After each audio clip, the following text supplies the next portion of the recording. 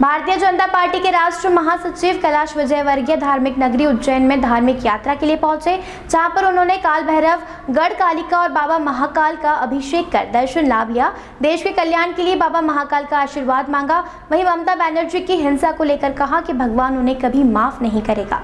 धार्मिक नगरी उज्जैन में कई राजनेता बाबा महाकाल के और अन्य धार्मिक स्थलों के दर्शन के लिए पहुंचते हैं।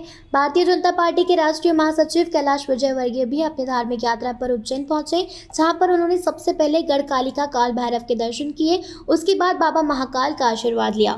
मीडिया से चर्चा में उन्होंने कहा कि बाबा महाकाल से कुछ मांगने की जरूरत नहीं पड़ती है, तो खुद ही सब कुछ दे देते हैं। बाबा से देश के कल्याण के लिए बाबा महाकाल का आशीर्वाद मांगा है।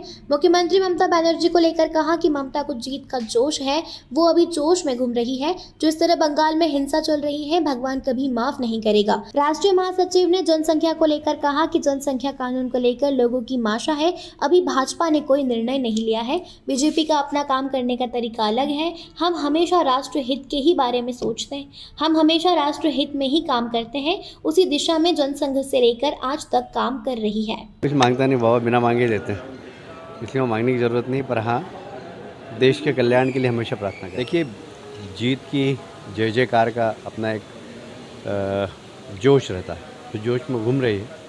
पर जिस प्रकार से बंगाल में हिंसा है, मैं नहीं समझता कि ईश्वर उन्हें माफ़ करे। बीजेपी का नहीं, पर हाँ, लोगों की भावना है ऐसी।